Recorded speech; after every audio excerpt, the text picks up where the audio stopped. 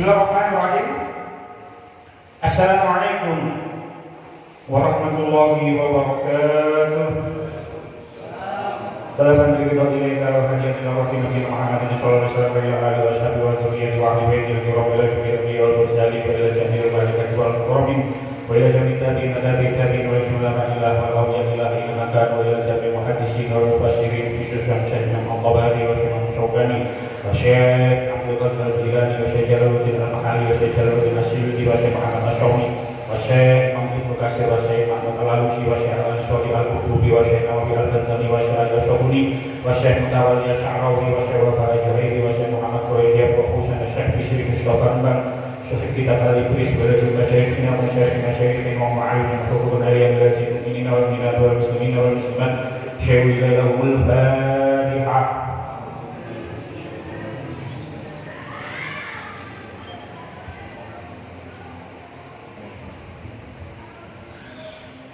Bismillahirrahmanirrahim.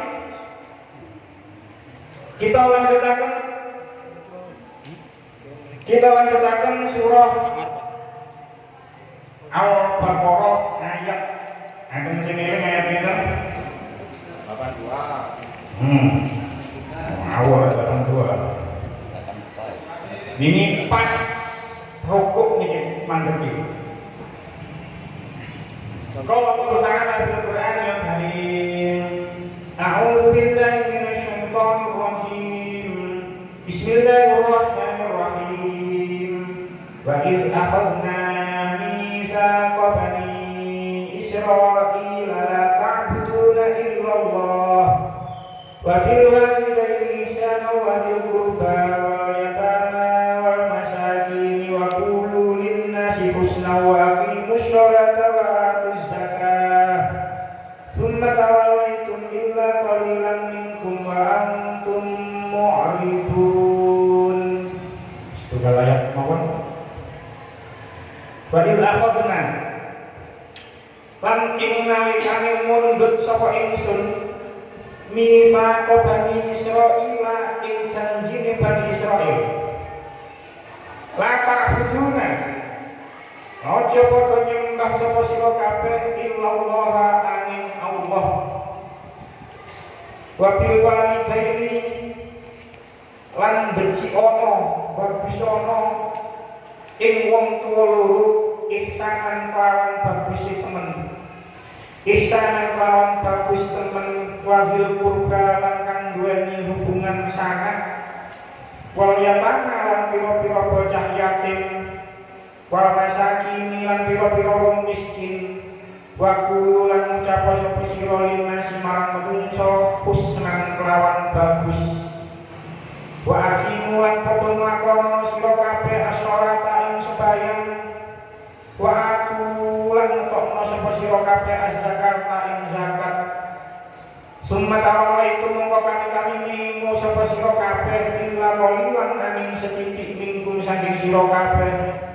Wa antum halir dari sira kabeh iku mu'riduna padha ningu sapa sira kabeh. Kita wae syarahipun nomor halaman 26 volume 23. Gusti Nabi Muhammad sallallahu alaihi wasallam den dawuhi ngandhar-ngandharake nalikane Allah Ta'ala mundhut janji marang Bani Israil kang surah saking janji mau. Sira kabeh Bani Israil ora pareng nyembah saliyane Allah Ta'ala lan sira kudu beciki marang wong tuwa loro. Beciki marang wong kang duweni hubungan sangat kerabat, anak yatim, wong miskin. Lan sira kabeh supaya guneman karo manungsa sing bagus, lan sira kabeh supaya padha nglakoni sembahyang lan padha ngaweni zakat. Wusna sira kabeh padha mingu saking janji-janji mau kejaba golongan sithik saking sira kabeh. Sira kabeh tetep padha mingu saking janji-janji kang wis tinutur. Wa idz akhadna mitsaqa bani Israil ay wazkur ya Muhammad. Maka kanggone tafsir Asy-Syafi'i ini dikatakan seperti wazkur ya Muhammad. Dan ingatlah wahai Muhammad, sampaikan ini kepada Bani Israil, karena hitop ayat ini adalah kepada orang-orang Bani Israil. wahai Muhammad, iz akhadna mitsaqa bani Israil, ketika kami mengambil janji dari Bani Israel. Ayat ini itu masih ada hubungannya dengan ayat-ayat sebelumnya. Jadi sadari poso kita membahas betapa durhakanya orang-orang Bani Israel. Bahkan di ayat sebelumnya, tentang ayat 81 dikatakan balaman kasaba sayyi'atan. Orang-orang Bani Israel itu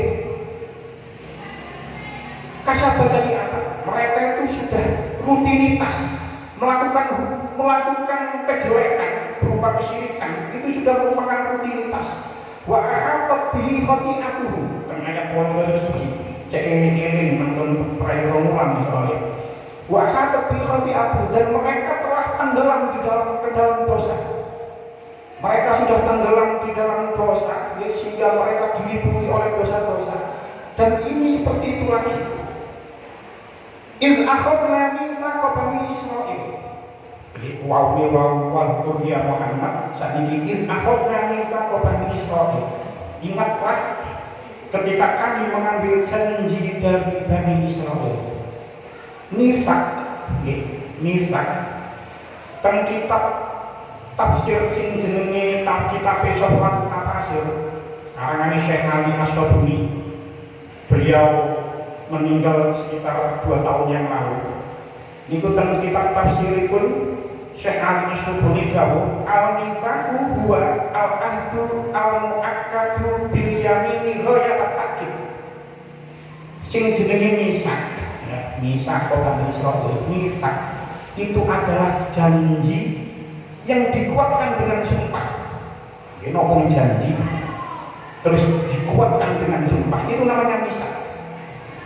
Fa'ilam yakun mu'akkadan summiya ahdan. Janji itu nanti tidak disertai dengan sumpah, maka itu namanya ahdun, ahada, atau disebut wa'ada misalnya. Wa'dun ya janji, ahdun ya janji.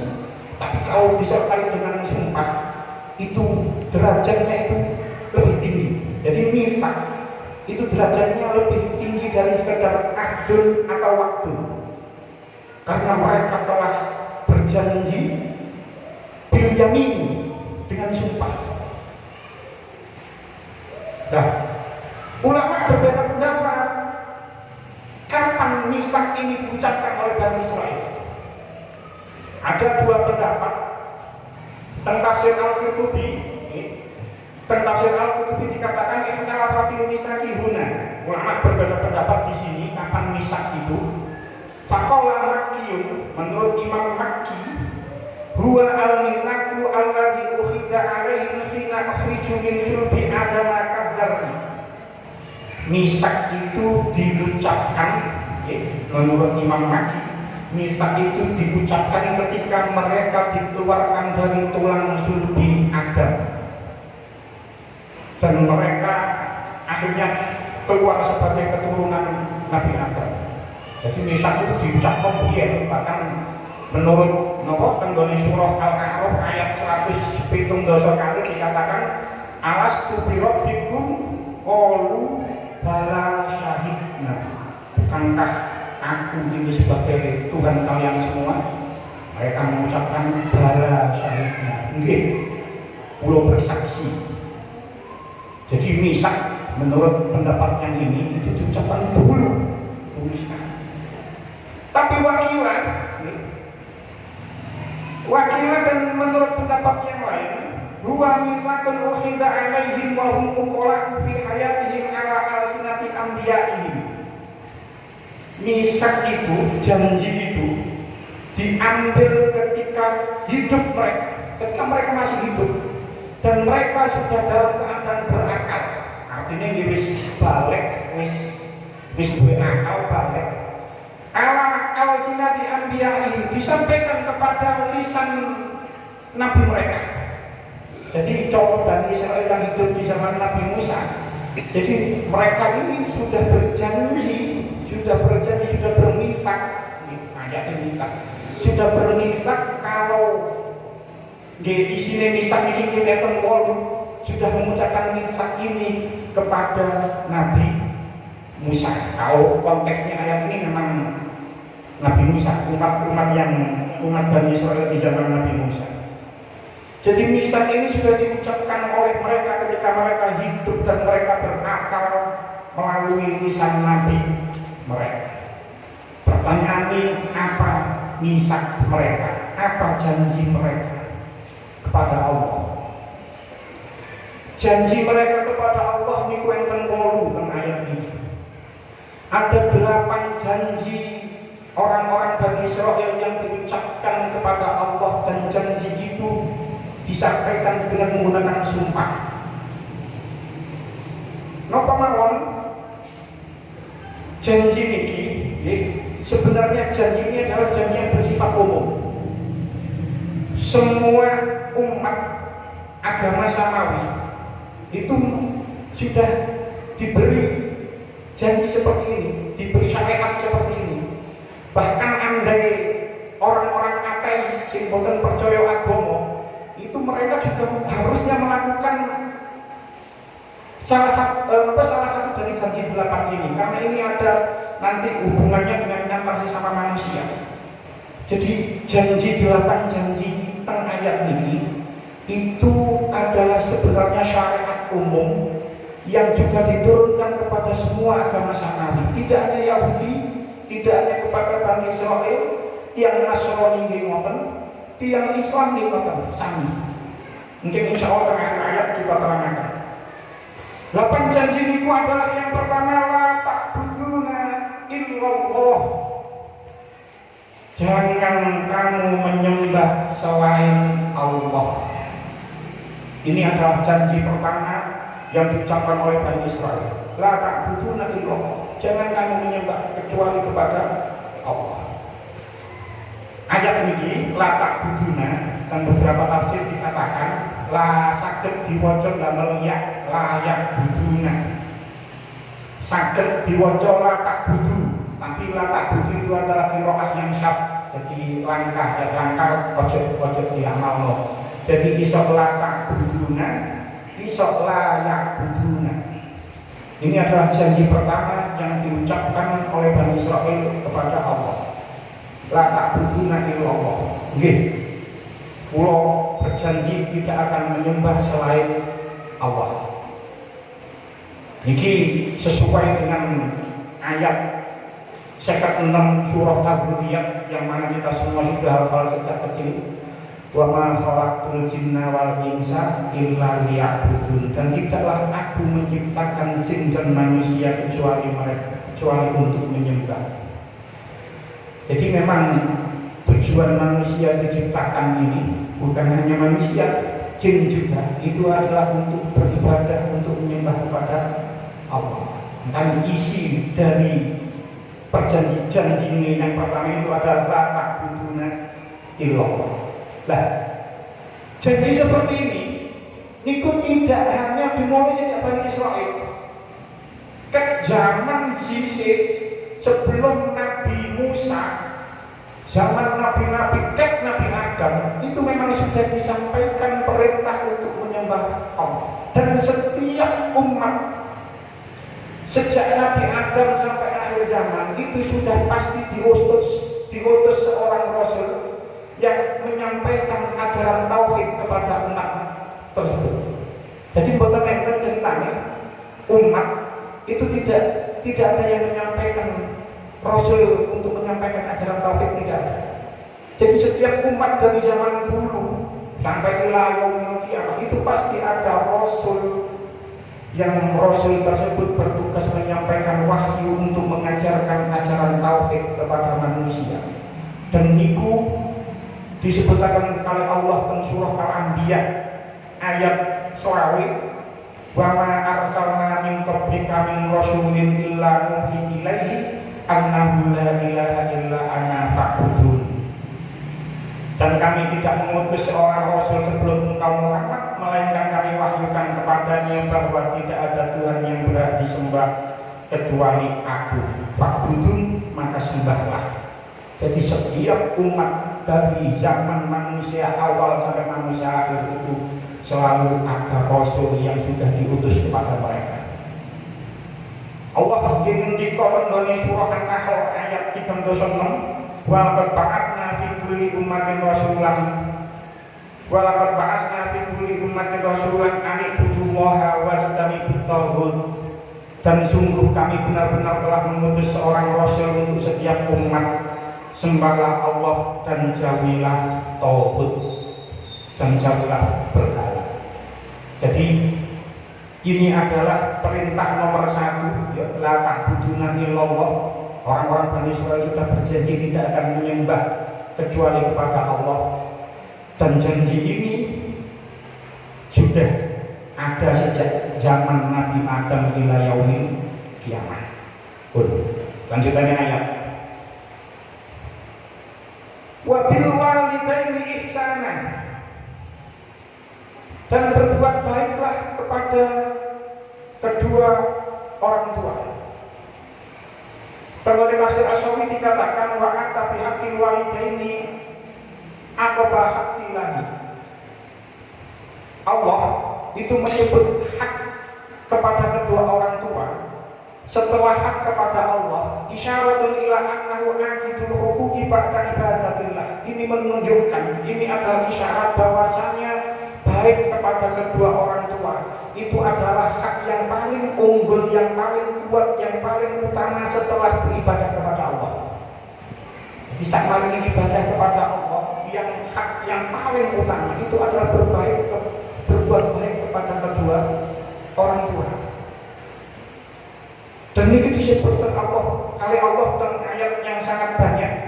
Dan ini disebutkan surah Luqman ayat 14. Anishkuruli waliwalidayya, hendaknya kamu bersyukur kepadaku dan kedua orang tuamu. Dan ayat yang lain tenggone surah Al-Isra ayat 23, Gusti Allah dawuh wa qadha rabbuka alla ta'budu illa iyyahu wa bil walidaini ihsana. Dan Tuhanmu telah memerintahkan supaya kamu jangan menyembah selain Dia, dan hendaklah kamu berbuat baik kepada kedua orang tuamu. Jadi banyak ayat di Al-Quran berbuat baik kepada kedua orang tua itu letaknya itu setelah beribadah kepada Allah. Teng ayat ini, teng surah Luqman, teng surah Al-Isra, seperti itu semua. Jadi sakmarni ibadah marang Allah itu sering digandeng dengan berbuat baik kepada kedua orang tua. Makanya hadis yang sangat populer itu wong itu wanita. Boleh, kita lanjutkan. Tafsir As-Sawi ketika menjelaskan ayat ini, Syekh Imam As-Sawi dawuh, fa innahu ma sababu fi wujudi syahsi wa yajibu birruhuma walau kafiraini. Berbuat baik kepada kedua orang tua itu harus, kenapa? Karena itu adalah sebab kita ada. Tentu di takdir Allah. Memang ditakdir Allah ada di dunia ini. Tapi onone awak dhewe nang dunya itu melalui perantara kedua orang tua kita. Tanpa ada kedua orang tua kita tidak mungkin lahir ke dunia. Jadi karena kedua orang tua kita itu adalah perantara adanya kita di muka bumi ini, maka wajibu birruhum, kita wajib berbuat baik kepada kedua orang tua walaupun keduanya kafir. Jadi misalnya orang di antara orang sing mu'alaf, misalnya ada orang yang mu'alaf masuk Islam, karena mereka setelah masuk Islam terus dikucilkan oleh keluarga, dibenci oleh orang tuanya. Kan pindah agama itu suatu hal yang sangat sakral. Kok orang pindah agama dan Islam, terus kemudian kedua orang tuanya yang kafir itu membenci dia, itu mengucilkan dia, maka anak yang mu'alaf ini gimana? Tetap berkewajiban untuk berbuat baik kepada kedua orang tuanya walaupun kedua orang tuanya itu kafir. Nah, berbuat baik tenggone wong tua sing kafir niku itu tentu ketika masih hidup. Lek wong tua itu kafir, sebagai anak itu tetap berkewajiban untuk berbuat baik kepada kedua orang tua. Tentu ketika orang tua yang kafir itu masih hidup. Tapi lek wis mati, seorang anak tidak boleh mendoakan orang tuanya karena orang tuanya itu berstatus mati dalam keadaan kafir. Misalnya orang wong kalah, terus bapak ibu ini sampai mati masih netepi agama nih, boten mlebu Islam dan mati dalam keadaan kafir, maka sebagai seorang anak dia tidak boleh mendoakannya, terus memintakan ampunannya. Ini perbuatan yang salah. Dan itu juga berlaku kepada kita semua yang mempunyai sejawat atau teman yang kesusahan karena kedua orang tuanya meninggal dalam keadaan mati dalam keadaan tidak Islam. Misalnya ono wong kerja, ono duwe bos lah papangannya. Bos iki ketepaan agamane non muslim. Mati dalam keadaan kafir. Kita sebagai seorang karyawan atau apapun status kita, niku boten oleh ngomong nggone anak sing kancane awak dhewe misalnya. Semoga amal ibadahnya diterima di sisinya. Nah, boten nangis. Boten nangis. Tahu lah ngomong ngoten. Kalau ngomong mati kok ero kita kalau itu mati dalam keadaan kafir. Boten nangis walaupun hanya sekedar basa-basi. Ngomong ngirim lewat WA, semoga amal ibadahnya diterima di sini. Boten nangis. Boten nangis. Jadi itu adalah bagian akidah. Itu adalah bagian akidah. Sebab amal ibadah orang yang mati dalam keadaan kafir tidak akan diterima di sisi Allah. Pun itu wis harga mati itu. Lah, itu kalau walau kafir ini, walaupun orang tuanya mati dalam keadaan kafir, walaupun kedua orang tua itu kafir, seorang anak wajib berbakti kepada kedua orang tuanya selama orang tua itu masih hidup. Lek wis mati gak oleh gunakno, gak oleh njalukno sepuro. Tapi kalau kita yang mempunyai orang tua yang Islam, cilik Islam, wong tua yang Islam, terus orang tua kita mati dalam keadaan Islam, itu maka kita berkewajiban untuk mendoakan mereka berdua, untuk memintakan ampunan mereka berdua, dan bahkan sangat baik sekali umpamane diholi, diselamati, karena itu bagian bentuk birrul walidain kita kepada kedua orang tua kita yang sudah meninggal.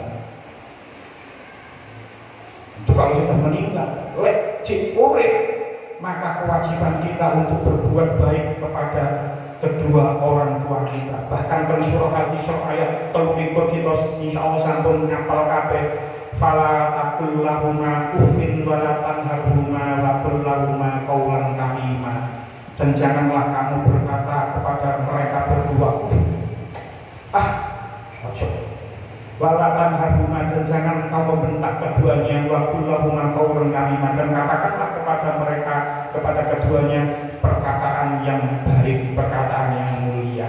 Jadi ketika orang tua kita yang masih hidup, kita harus berbuat baik, berbakti kepada kedua orang tua kita. Lagi yang cepat kali kita sampun sumari kewajiban kita sebagai bentuk birrul walidain, yaitu mendoakan kedua orang tua, nyelamati, nahlili, ngekholi. Itu adalah bentuk bagian dari birrul walidain kepada kedua orang tua yang sudah meninggal. Nah, kembali dikatakan wabil walidaini ihsana, bagusi wong tuwa itu semakin umur semakin tua pasti mawon, dan memang kadang-kadang itu semakin tua itu wong tua itu semakin permintaannya itu semakin aneh-aneh. Bahkan mungkin ada wong sing sampun sepuh malah kaya arek cilik njaluki aneh-aneh lek gak dituruti sampai nangis-nangis niku wonten. Kalau gak ada rencang niku gak ada yang sepak kaya ngono. Anaknya namung tiga, niku mas kula adik kula setahun sing kakak, kebetulan dia anak kedua. Mas kula adik kula wis tak kakak ngrawuh wong tuwa. Wis njaluke teng buku apa wis gak sanggup. Ate njaluke niku lek kula niku Mas. Njaluk anak Mas Hadis. Butuh sak gak dituruti sampai nangis. Terus sok izin teng kula, ya napa nek kula derek nanti jumbo mawon. Saya itu ngomong teng kula. Itu ngomong ya napa nek kula derek nanti jumbo mawon. Kula jawab ojo, temen ojo. Ini teman sebagai bentuk birrul walidain kita. Ojo didele orang tua, ojo didele panti jumbo.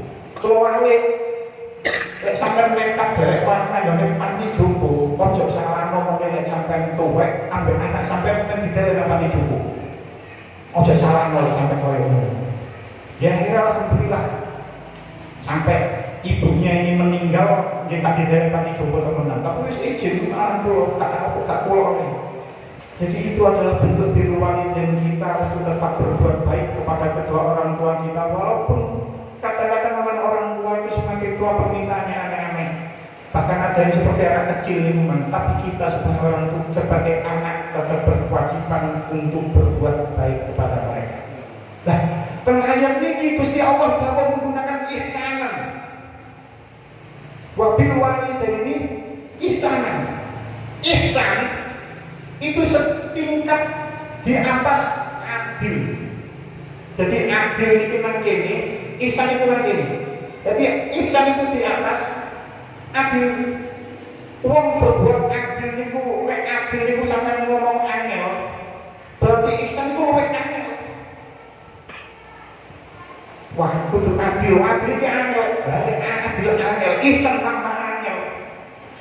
Jadi status ihsan ini di atas adil. Makanya itu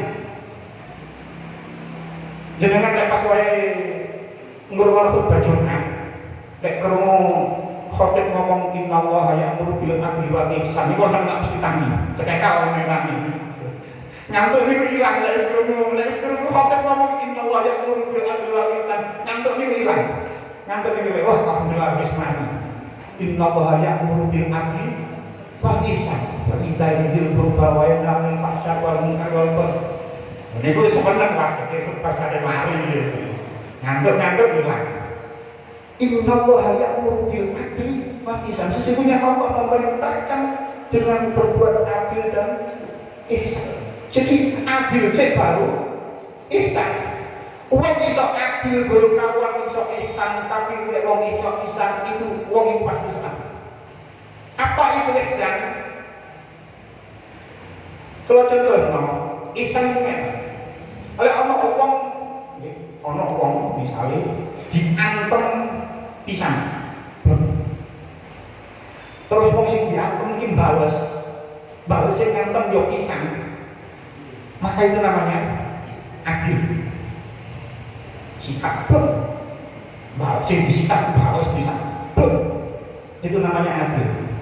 Mata dibalas mata, telinga dibalas telinga, itu namanya adil. Orang ngantem aku pisang, aku ngantem aku pisang. Tapi lek ana wong kok diantem pisang terus bales ping 10, itu namanya dolim. Terus langsung itu namanya dolim. Tapi lek ana wong kok diantem pisang terus mari diantem itu gak bales, justru dia memaafkan orang yang telah memukulnya, maka itu namanya ihsan. Apa nih? Dia antem gak bales, malah ngapura. Iku sing antem. Jarang ya orang diantem jarang. Oke, kita contohkan yang lain. Misalnya mawon, jenengan gak ada damel, wis balak-balik bonyo kantong anak, mantu. Terus jenengan ngundang tonggo sing jenenge si A, misalnya. Nah, si A. Lah, ini sampean undang gak tau teko. Ya gak tau tetek gawe bowo. Gak tau bowo tetek, gak tetek. Iki aku wis duwe gawe ping 3. Wong iku gak tau teko. Tetek yo enggak. Mantul niku wong iku sing gak teko, gak tau teko nang gawe sampean. Iku duwe gawe. Terus jenengan kira-kira teko napa mboten? Gak teko itu adil. Dia tak tahu saya tak teko, itu namanya adil. Tapi kalau jenengan teko terus itu namanya ihsan. Jenengan gak damel, orang lain si B misalnya buku saya ketemu, terus 3 bulan kemudian si B beramal, lek sampai yang saya ketemu berarti itu namanya adil. Lek sampai yang 100.000 berarti itu namanya ihsan. Lek sampai yang 20.000 itu jenenge zalim. Itu zalim, adil, ihsan. Ini wabil walidaini ihsan. Berbuat ihsan itu tidak hanya kepada kedua orang tua, tapi nanggone wazir kurba. Lanjutannya ayat. Dan berbuat baik kepada kerabat, kepada sanak, kepada kerabat sing ana hubungan famili. Kita niku pada umumnya loh ya. Iku kepada kerabat. Niku lek mati di sana, lek elek dicutak. Kerabat kan nopo gede, mungkin misalkan mingguan ming telu. Niku kan kerabat kabeh, mingguan misalkan telu. Itu kalau ada kerabat yang dekat kepada kita, ya, maksudnya nabi pada kita. Niku nggih di sana, tapi lek ono sing pelek, maksudnya kelakuan ini gue elek, ya, wis dicutak. Itu adil. Wis wong gak apik nang ngene nyaman dhewe kok. Akeh kabeh ngapi dhewe wis tak kabeh niku adil. Adil. Niku seperti itu. Jadi pada umumnya memang kita itu berbuat baik kepada kerabat yang baik kepada kita. Tapi lek kerabat boten ati marang awak dhewe, senengane nyelatu awak dhewe atau bersifat pokok berbuat jelek kepada kita, maka kita pada umumnya itu tidak berbuat baik kepada mereka yang berbuat buruk kepada kita. Ono maneh wong nggih niku pada kerabate sing sugih digumbuli, sing gak duwe diadoi. Niku ki rada umum. Nah, iki sugih, iki sing sugih. Tapi sing gak duwe sing kere, gak tau disilaturahimi, gak tau diparani. Itu mungkin banyak di antara kita yang seperti itu. Bahkan itu adalah contoh-contoh yang zalim, yang tidak berbuat baik kepada kerabat. Itu kadang-kadang ono dulur sing adoh iku ambu wani, sing ide ambu tai. Sing adoh iku ambu wani, sing ide malah ambu tai. Padahal sing adoh mungkin moro setahun pun kawan moro pisang, tapi sing ide iku ketemu bendino. Kadang-kadang jaluk tolong ini, jaluk tolong hal-hal yang sepele, justru itu kita anggap meresahkan atau boten kita habisi. Itu adalah bentuk-bentuk kezaliman kita kepada kerabat kita. Sing adoh wangi sing anggota ini itu adalah bentuk kecurangan, bentuk yang bukan ihsanan kepada dzul qurba kita. Nah, harusnya kita juga ihsanan kepada dzul qurba. Ya kudu apik marang siapa saja kerabat kita, baik sing apik marang awak dhewe ataupun sing elek marang awak dhewe. Tidak ada bedanya. Baik sing sugih ataupun sing gak duwe, ya kira kita sebagai kerabat kita kudu apik mereka. Tidak ada bedanya antara yang kaya ataupun yang miskin. Tidak ada bedanya yang baik dengan kita ataupun yang tidak baik dengan kita. Kita berkewajiban untuk berbuat baik kepada mereka sebagai kerabat kita. Wal yatama, dan berbuat baik kepada anak-anak yatim. Dan tafsir As-Sawi dikatakan, wal yatama jamu yatimin.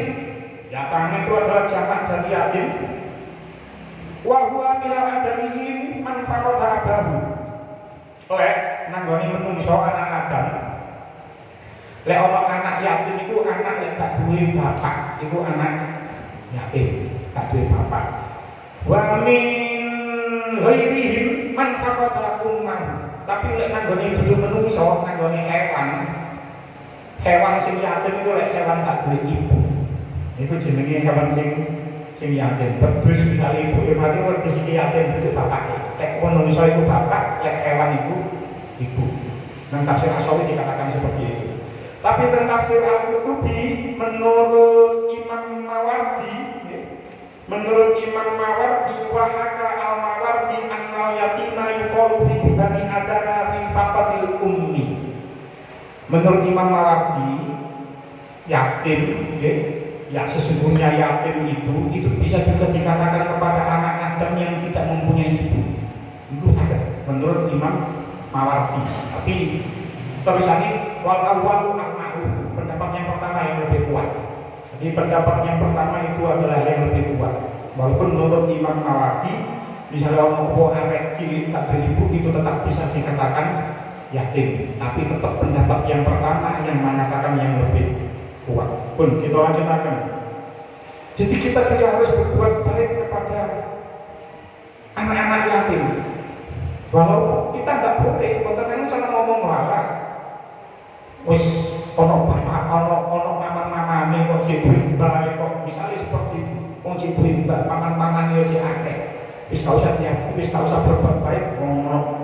Gak usah disantuni, wis ono pakde-pakde ini. Kita juga tidak boleh mengatakan seperti itu. Sebab napa? Rasulullah dawuh teng kitab Sahih Muslim hadis nomor 2983. Kafirul yatimi lahu qawli ghairihi ana wa huwa kahataini fil jannah. Wong sing ngramut anak yatim, sing jamin anak yatim, baik yang menjadi tanggungannya atau bukan tanggungannya, terus tanggungannya ana wa huwa kahataini fil jannah. Saya dan dia seperti ini di dalam surga. Wa asyara malikun bisababati wal wusta. Kemudian sahabat Malik itu mengisyaratkan dengan dua jari telunjuk dan jari tengah. Ana wa huwa kahataini fil jannah. Saya dan dia si perawat anak yatim, baik anak yatim itu tanggungannya atau bukan tanggungannya atau orang lain, itu seperti dua jari ini di dalam surga. Jadi itu. Jadi kita juga berkewajiban untuk berbuat baik kepada anak-anak yatim. Wal masakin, dan berbuat baik kepada orang-orang miskin. Kita tidak boleh mengatakan salah dewe gak duwe. Tak boleh ngomong lagi. Atau wah lagi sini butuh tanggunganmu. Karena di dalam UUD 1945 pasal 34 fakir miskin dan anak terlantar dipelihara oleh negara. Wah, urusannya negara ini itu urusanmu. Ngomong miskin jurus negara itu urusanku. Tidak boleh mengatakan seperti itu. Sebab apa? Sebab ini Sahih Muslim, tentang Sahih Muslim hadis kinsik tanggone bundiman wal masakin. Tentang Sahih Muslim hadis nomor 2982 dan meniru Kanjeng Nabi dawuhan Nabi Hurairah kanjeng Nabi sallallahu alaihi wasallam qol as-sa'i 'alal armalati wal miskini kal mujahidi fi sabilillah. As-sa'i 'alal armalati wong sing nyantuni rondo, dalam hal ini rondo sing ditinggal mati bojone terus wis tuwa dudu janda pirang. As-sa'i 'alal armalati wal miskin wong sing nyantuni rondo, wong sing nyantuni rondo, wong sing nyantuni wong sing melarat. Kal mujahidi fi sabilillah, kaya wong sing jihad ing dalem dalane Allah. Jadi dawuh Kanjeng Nabi tentang Sahih Muslim, hadis nomor 2982. Wa asabhu qaul, saya mengira Kanjeng Nabi berdawuh seperti ini. Wa kal ini la yaqulu wa kasau ini la yuqiru. Kaya wong sing salat malam tidak pernah kenal lelah dan orang puasa yang tidak pernah berbuka, artinya poso terus. Jadi wong sing rambut rondo, wong sing rambut wong melarat itu seperti halnya orang yang jihad di jalan Allah, seperti orang yang terus-menerus melakukan sholat malam dan terus-menerus melakukan puasa. Jadi kita juga harus berbuat baik kepada orang-orang miskin. Lanjutannya ayat wa qulu lin-nasi husnan. Wa qulu lin-nasi husnan, dan ucapkanlah kata-kata yang baik kepada manusia. Teng mriki Gusti Allah dawuh lin-nasi. Jadi berbuat mengucapkan kebaikan, mengucapkan hal-hal yang baik itu tidak melihat apa agama dia, apa suku dia, apa status sosial dia, tidak. kepada semua manusia, gak peduli wong iku Islam apa kafir, gak peduli wong iku sugih apa melarat, kita tetap berkewajiban untuk berkata baik kepada manusia. Wa qulu linnasi husna. Maka Kanjeng Nabi dawuh sangat terkenal dan ini adalah hadis sahih. Man kana yu'minu billahi wal yawmil akhir falyaqul khairan aw liyasmut. Sepuluh wong sing percaya ambek Allah dan hari akhir maka hendaklah dia berkata baik. Nek gak iso berkata baik, yo meneng. Tanggone hadis yang lain, Kanjeng Nabi ngate dawuh la tahqironna minal ma'rufi syai'an. Ojo ngremehno kebaikan sekecil apapun wa illam tajid falqa akhaka biwajhin muntalikin.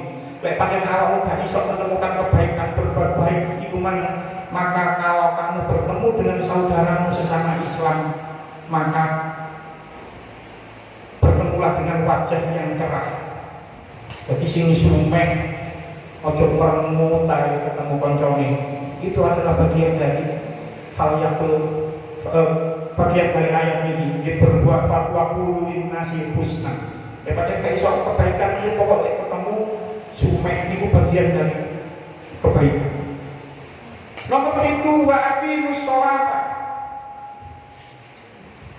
Sing nomor 8 wa atuz zakata. Ini adalah 8 janji Bani Israel, yaitu yang nomor 7 menegakkan sholat, yang nomor 8 menunaikan zakat. Jadi ajaran sholat dan zakat ini sudah diperintahkan oleh Allah sejak dulu. Sejak zaman sebelum Nabi Muhammad, umat-umat sebelum Nabi Muhammad itu sudah diajarkan untuk sholat, diajarkan untuk zakat. Cuman kita tidak tahu secara jelas. Memang boten-boten riwayat yang sahih yang menerangkan bagaimana sholat orang-orang Yahudi, bagaimana sholat zakat orang-orang Yahudi tidak ditemukan. Cuman dulu kita pernah membahas warqatu ma'ar-rokiin. Sholat wong Yahudi itu kalau hukumnya seperti itu.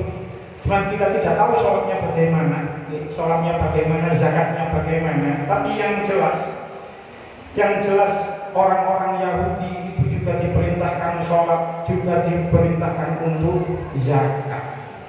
Jadi kesimpulannya, ajaran sholat dan ajaran zakat ini sudah ada sejak zaman dulu. Nah, begitu juga prinsip-prinsip akidah untuk menyembah Allah, percaya kepada malaikatnya, kitabnya, rasulnya, percaya kepada hari akhir, itu sudah diajarkan kepada umat-umat yang terdahulu. Prinsip-prinsip akhlak, berbuat baik kepada kedua orang tua, kepada kerabat, kepada anak yatim, kepada orang-orang miskin, dan mengucapkan baik kepada manusia, itu juga sudah diterapkan sejak zaman dulu. Memang ini adalah syariat yang berlaku umum. Maka di Sanjang bahkan orang yang tidak percaya agama pun itu harus menerapkan prinsip-prinsip yang akhlak memang berbuat baik sesama manusia.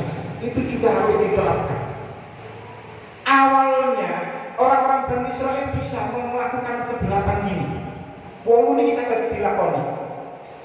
Tapi akhir ayat Gusti Allah dawuh summa tawallaitum illa qalilan minkum wa antum mu'ridun. Kemudian kamu tidak memenuhi janji itu kecuali sebagian kecil dari kamu, dan kamu selalu berpaling. Lek kita lihat ayat ini jenengan tingali. Terakhir ayat ini wonten 3 kamu. Summa tawallaitum hiji. Illa qalilan minkum loro wa antum telu. Sebagian ulama ini berpendapat kamu yang pertama dan kedua, tawallaitum illa qalilan minkum, niki khitabnya itu adalah kepada abadiyu, kepada leluhurnya Bani Israel, kepada mbah-mbah orang-orang Bani Israel dia. Sementara sing wa antum mu'ridun itu khitabnya adalah orang-orang Bani Israel yang ada di zaman Rasulullah Muhammad SAW. Jadi gampangnya itu ngeten, koyak-koyak itu ngeten. Summa tawallaitum illa qalilan minkum, kemudian bapak-bapakmu biyen iku mengo gak gelem nglakoni iku kabeh, illa qalilan minkum, kecuali yang sedikit di antara mereka semua. Wa antum mu'ridun, dan kamu juga seperti itu. Sebab apa? Ya kono gak ada bapakmu biyen, sampai mbah-mbahmu biyen. Mbah-mbahmu biyen yo mengo yo gak gelem iman marang Allah, gak gelem nyembah Allah dan seterusnya. Awakmu yo ngono, wa antum muridun. Antum ini adalah wa antum muridun di ayat ini adalah orang yang sezaman dengan Rasulullah. Jadi awakmu gak adoh karo mbah-mbahmu biyen. Makanya tidak ada benarnya juga istilah buah jatuh tidak jauh dari pohonnya. Ada benarnya juga, walaupun tidak mutlak benar, tapi ada benarnya juga. Awakmu itu gak ada mbah-mbahmu biyen. Mbah-mbahmu biyen itu gak gelem iman marang Allah dan seterusnya, gak gelem sholat, gak gelem zakat. Awakmu ya koyo ngono. Wa antum mu'ridun, dan kamu juga seperti itu. Sebagai penutup, walaupun ayat ini khitabnya itu adalah kepada orang-orang Bani Israil, tapi kalau saya sanjang bahwasanya ayat ini berlaku juga syariat secara umum. Semua orang, semua agama ini juga mengajarkan seperti ini. Apakah agama Samawi juga mengajarkan seperti ini? Menyembah Allah, berbuat baik kepada kedua orang tua. Tapi orang-orang Bani Israil itu berbuat kedurhakaan yang luar biasa. Mereka mengingat janji mereka kepada Allah. Orang nulayani janji marang sesama manusia ini kalau sekali ono konco janji marang sampean, terus ternyata konco tersebut ini nulayani janji, nyidrani janji. Ini bukan suatu hal yang buruk, padahal sesama manusia.